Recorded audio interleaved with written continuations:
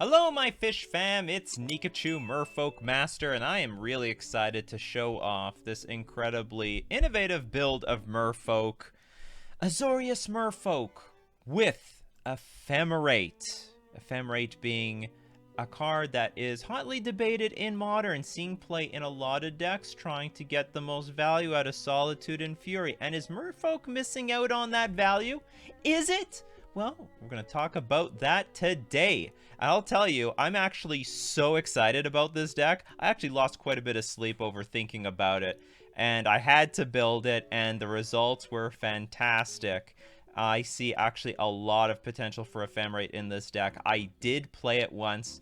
I can't remember who forced me to play this thing, but when it ended up happening was, it was good. It was pretty good. It protected my Merfolk from removal spells. But then it got me thinking, could we play this even more proactively? Could we bounce a few extra creatures, tap a few creatures, get extra card draw, maybe double the elementals on the battlefield?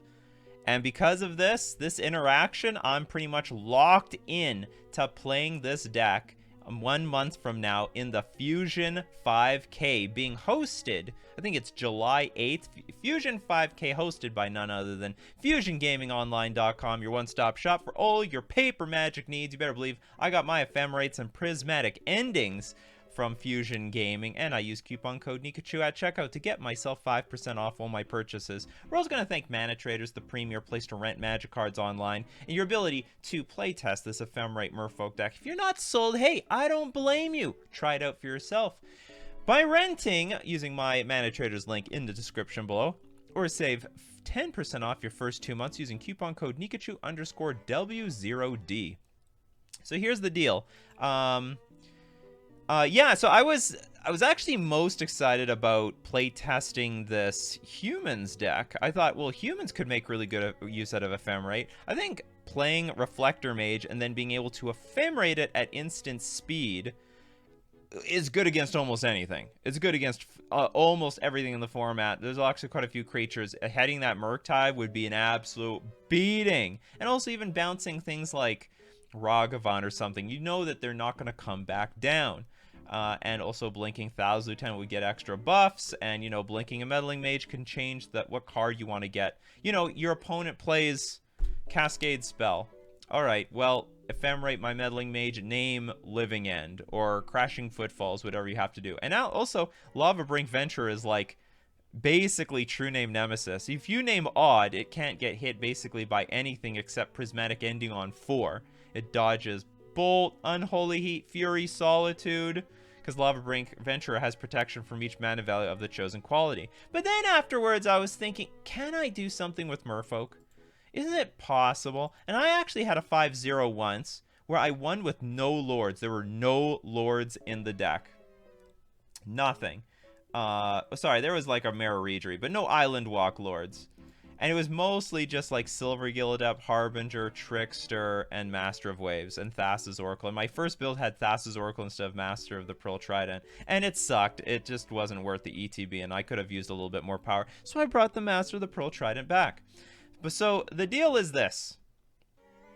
We're using Ephemerate like Dispel to protect our creatures, and it actually is really well positioned right now. It's like a Dispel that can counter the effects of Fury. It's a Dispel that can counter the effects of Solitude. Like, I can't force negate those things, and holding up counter spell mana is just a little too clunky. Ephemerate can protect our creatures versus basically any of those removal spells, including creature removal spells.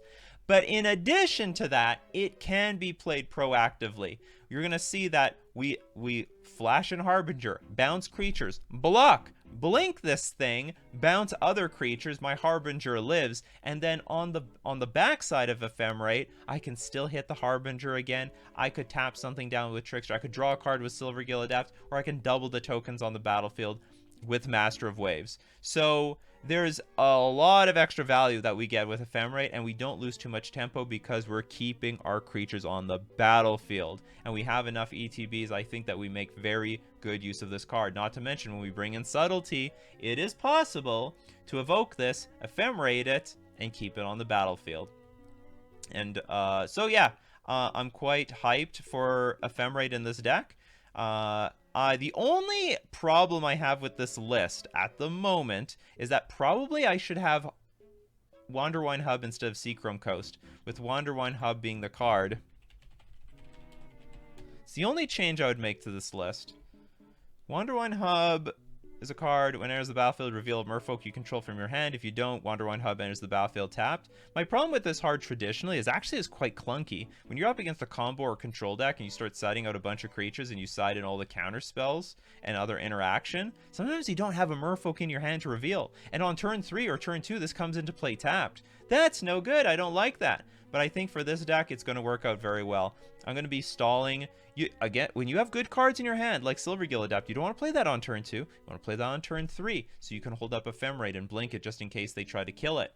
You want to keep those ETB creatures with value. And there's going to be times where I'm going to need to play Master of Waves, right? And if Wanderwine Hub is what I top deck, great! That can come into play on turn 4. Seachrome Coast can never do that. And also, I can never play Svelune with Ephemerate backup if Seachrome Coast is the card that I top deck, my land. And outside of that, Genjo is fine, Otawara is fantastic, and the rest of this deck is great. Master of Waves is mainly how we're pushing through damage, because it is a beast, both on offense and defense. Crush the opponents, dead. And with that, let's go take a look at the replay of my recent league. And the reason we're watching a replay is because there was such strong demand to watch the replay of this amazing Ephemerate Merfolk league. So I have a hand with a bunch of mana, Master of Waves, and Master of the Pearl Trident. I end up keeping this. I believe I won the die roll, which was good for this hand. And I just need a few Merfolk to really turn this online. Master of Waves, really well positioned right now in Modern. It's actually incredibly good. The only problem I have with Master of Waves is sometimes Solitude, which gets fixed with Ephemerate, but also you can get tempoed out by the Murktide deck and Master of Waves becomes irrelevant. But that can be fixed now because we have more tempo creatures in this deck to slow the game down to get Master of Waves on the battlefield and make them impactful. Also, Death Shadow is coming down in numbers, so the number of dress downs in the format are going down. But even if they do play dress down, we still have Ephemerate to blink the Master of Waves and get more tokens back on the battlefield. And if you want to know, if you have a Master of Waves and a bunch of tokens on the battlefield, if you Ephemerate Master of Waves, your old tokens do not die. They stay on the battlefield. You keep them because of the tokens are going to wait for you to get priority back after your spell has resolved to check if they live or die. So after you play Ephemerate and blink the Master of Waves, that's when the tokens are going to do a state-based effect to say, do we live? Do we die? What's going on here? But the Master of Waves is on the battlefield, so like, we live! And Master of Waves would get another trigger. Alright, so let's take a look at this game. So we play our Seachrome Coast, snap out a Vial. Oh, I should also mention, I don't have a trial. There could be a trial maybe in this deck, so you can play Prismatic Ending on 3, but let's be serious. Most of the time, I'm very rarely going to play Prismatic Ending on 3. I'd rather it's just a 1-mana removal for 1-mana creatures. That's all I have Prismatic Ending in the deck for. I don't really intend on playing Prismatic Ending on 2 drops or anything like that. I think it's just good for Ragavan, Dragon Rage Chandler, opposing Ether Vials, Giver of Runes. I don't know. If my opponent plays something on turn 1, I don't want to fall behind, so we have other things to do on turn 1. So we're up against the Merfolk Mirror, and lucky for me, I'm playing blue-white, and we've got these Seachrome Coasts, so I can make land drops without giving my opponent Island Walk. I can even play this fetch land and not give my opponent Island Walk. And I have the Master of the Pearl Trident. Downside is I don't have anything else. And maybe my opponent's going to have the same advantages of not having any islands. But we'll wait and see. If I don't have islands, and I get Master of Waves on the battlefield, they can deal with it. They got Merfolk Trickster, but outside of Merfolk Trickster, Master of Waves will just completely wreck them. Because it'll just stone block everything that they do. Especially if I can blink the Master of Waves, it's going to be in really good shape. So opponent plays Master of the Pearl Trident, has their Tide Shaper at a 2/2. Decides not to attack. I think, I mean, I don't know what their hand is, but generally speaking in the Merfolk Mirror, you want to be more aggressive than defensive, in my opinion. because you never know when you cannot block, but maybe they think that they're ahead and that they're going to play a Lord and then come and crush me. But actually, they're sort of behind on tempo, so they should attack, let me block, exchange the creatures. Because the less creatures on the battlefield for me, the better for them, because they're probably in catch-up mode anyway, and they're the one with the island, not me. So there could be a point where you can't even block my stuff anymore. So anyway, I draw another vial, which is a bit disappointing. You know, I've had 2 draws and drew complete bricks, but I can still make my land drops by playing the polluted delta, not an island. So I attack because now from my perspective, like, so if this is just a big bluff for the most part. I don't really like the idea of trading with the Tide Shaper, but I can't block next turn. It's impossible. It's just completely impossible. I can't block anything. Like if they play one more Lord or even a Trickster or something, I can't block because I have nothing in my hand. So it's really hard for them to make a block here. So I attack because one of 2 things are going to happen here. Either I trade with this Tide Shaper, which is actually good for me because I have nothing. I got no creatures. Or the alternative is that they don't block and I get in some damage when in fact they could have tapped their creatures, played a Lord, and attack or something. I'm not sure they would attack, but if they don't attack, like for example, if I'm pretty sure either they're going to attack or they're going to fear my mana and my violin and then not attack anyway. So I thought it was just prudent to get in 2 damage. Given all the different ways this could play out, I've preferred to be aggressive. Like, no matter if you're on offense or defense, you're better off being aggressive in the Merfolk Mirror. So this is, I don't think I can defend, so I attack. Now, why don't they block? Because I could play a Trickster on this Master of the Pearl Trident, shrink the Tide Shaper down to nothing. I could do that through Vial, like shrink the Master of the Pearl Trident down. I could just buff my Lord up with another Lord. So it was difficult for them to make this block. And also it seems like they prioritize their creatures anyway. Moving on. Man, this is going to be a long replay if I do this much analysis. Alright, they just go in for 4. They probably had a Trickster of their own. They're telegraphing Trickster because if I try to go in for a block, they will play Trickster and tap down my blocker. They play Glasspool Mimic and pass the turn. And I sheepishly, with all this mana and Vial, do nothing. Now that might telegraph that I have Trickster in my hand, and I'm just waiting for the right moment, but not really. It doesn't make any sense. And I draw the Ephemerate, and I'm like, this is great. We've got the Master of Waves. I just need like literally one more turn, and I'm good. So remember, they telegraph Trickster, so I have no business attacking with this Master of the Pearl Trident at all. So I believe I just pass the turn. But they don't play Trickster. They play nothing. Maybe they're holding up Trickster still for like, I don't know. It's what I thought, but maybe that's not what actually is happening. Or maybe they're saving a Trickster, maybe they're not saving a Trickster. So anyway, this is blue-red Merfolk. So what's in blue-red Merfolk? Monkeys, apparently. They're dashing in the Ragavan, which overall is pretty dangerous. Like, because anything they draw off the top of my deck is like good and gold. It's very, very good. So they attack with just the Tide Shaper and the Ragavan. Anyway, I can't do anything about it. Alright, hit me. Just have to hope Ragavan bricks. It's really good in this. And now, cat's out of the box. So they now know that I play with Ephemerate in my deck. But do you have anything to Ephemerate on the board?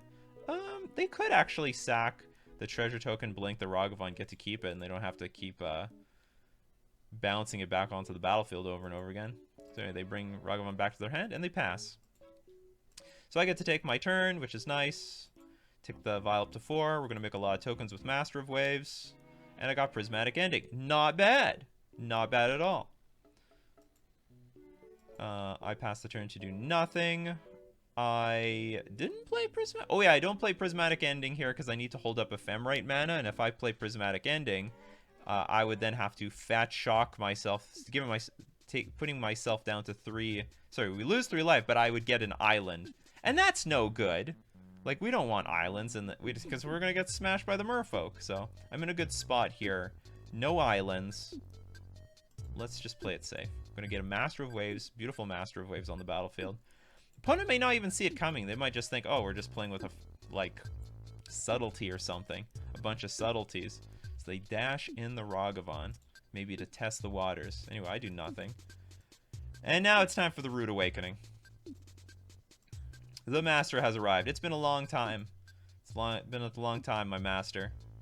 So I'm expecting, like, maybe now's when they play the trickster. So, I mean, I can't tell if they had this the entire time or not, but anyway, there's the trickster. They were just very patient with it.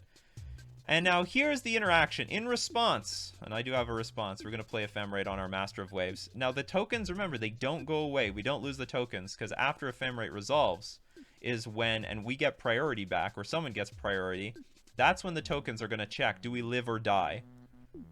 So anyway, Master Waves is back, so they're like, okay, this is great, we're still around. So I get even more tokens.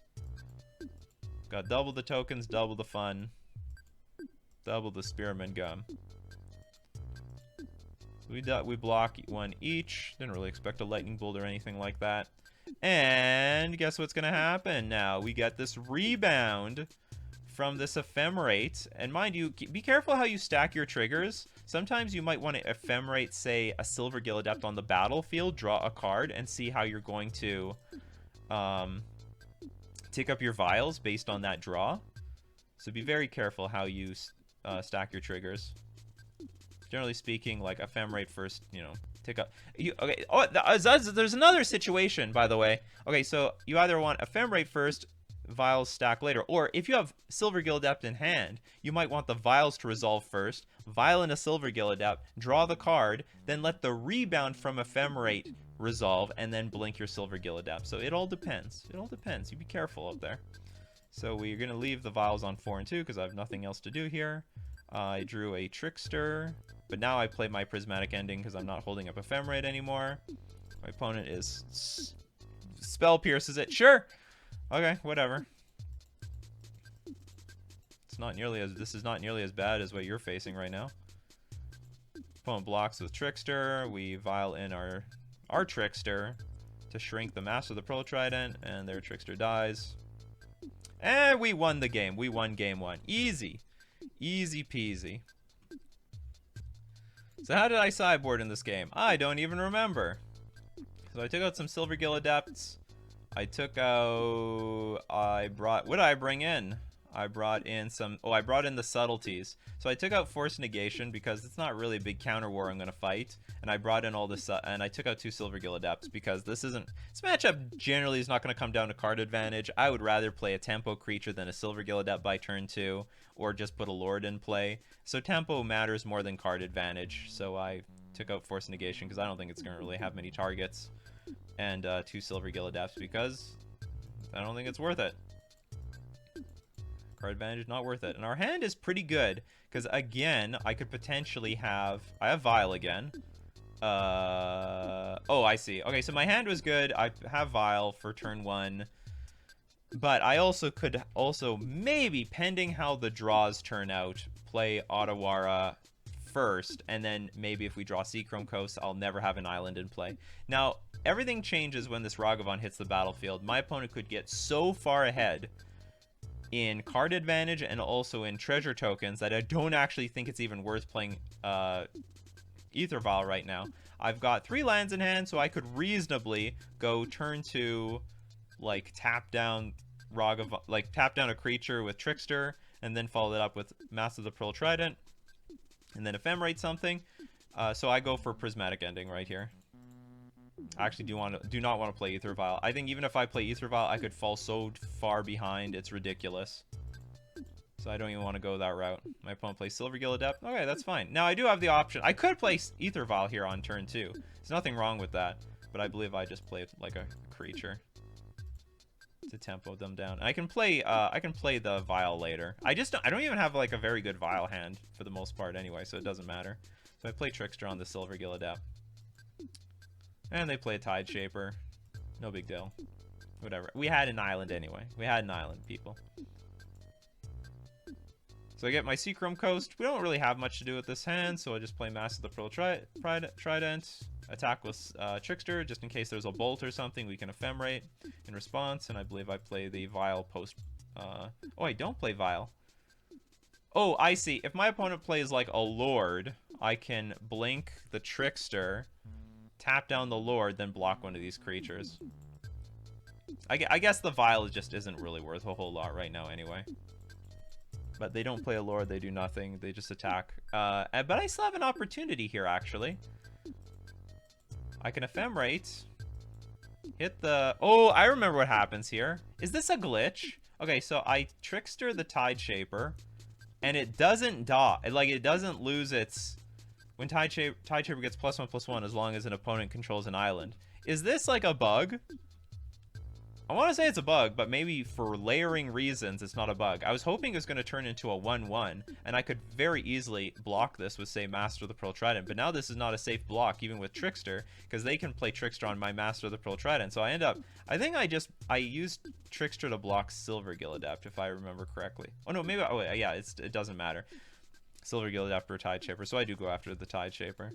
But I don't... I make... Oh, I don't block? I'm pretty sure I block one of these, and I'm not happy about it, because I know I could get blown out by Trickster.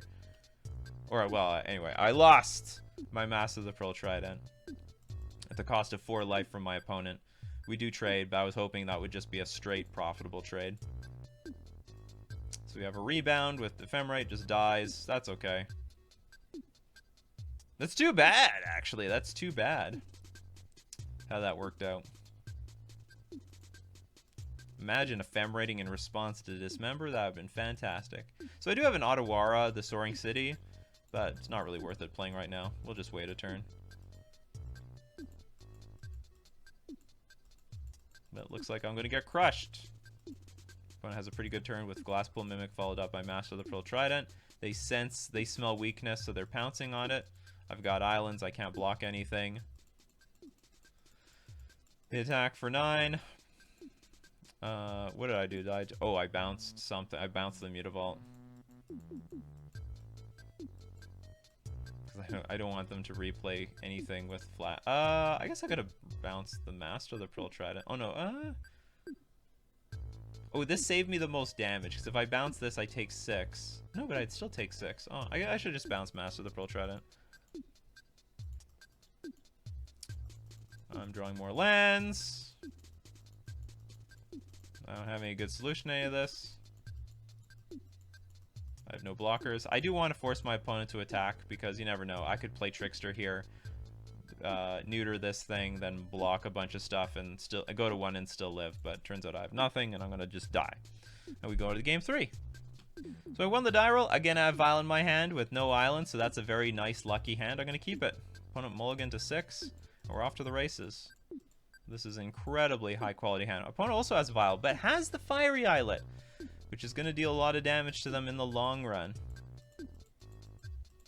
So I got a land. I'm just going to play Silver Gilladept. Might as well get some creatures on the battlefield. I don't think it's worth having the Ether Vial just yet. We have, like, a lot of lands, too, anyway, so no big deal. They play a Tide Shaper with no backup, so they probably have another Tide Shaper, otherwise they would have Vialed it in. Just something to keep in mind, but I feel like I'm super far ahead here. We got the Merfolk Trickster with the Silver Gilladept and Sphaloon. I'm super happy. Oh, I just tapped out and played Sphaloon. What was that for? And oh yeah, and I don't attack my Silver Gilladept. I think I'm super far ahead, so I don't want to exchange any creatures. Especially since I have Trickster here. And I do want to make my Sphaloon indestructible if possible. Although it's not invincible versus Dismember.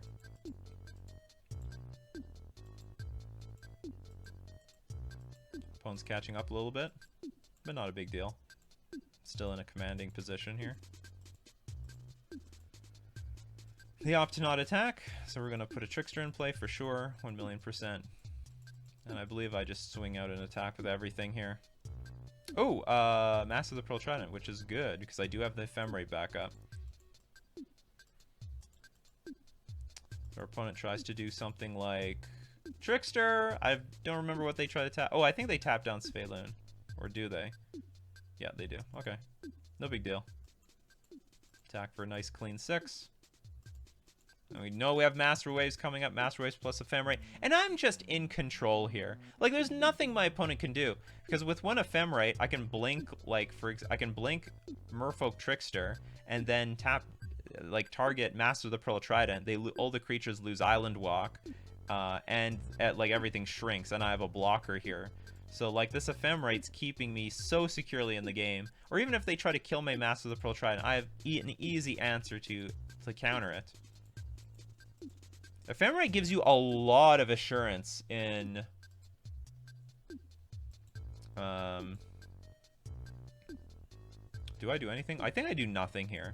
Ephemerate is just fantastic in combat. It makes you very comfortable attacking and being on the... and potentially blocking. Blocking is a little bit more awkward because the opponent has more mana, so if I go to Ephemerate, they could, in response, use a removal spell. But still, you get the option when usually you might not have any option. Alright, they crack the Fiery Eyelet. That means they're dead. Can only be one thing. Death. They play a Silver Gill Adept, revealing Sphaloon. Sphaloon is a bit late. And they tap out to do this, and I just have a kill on the board, so... I just attack and go in for the easy victory. Alright, and we win. We win versus Merfolk. It's not really the matchup I want to see in round 1, but it happens. You can play anything in the modern leagues. And, truth be told, this has more 5-0s than I'd like to admit. So, but Ephemerate, I think, showed some power and usefulness. If it wasn't for Ephemerate, Master Wave might not have done anything in that game 1. It was super prime here and gave me a lot of insurance against anything my opponent could do in game 3. Just protects your board in such a way that... I mean, that's why Ephemerate's Ephemerate. So good in those value decks. And I actually think it has a lot to offer here in Merfolk. So smash like and all that other good stuff. See you in the next match.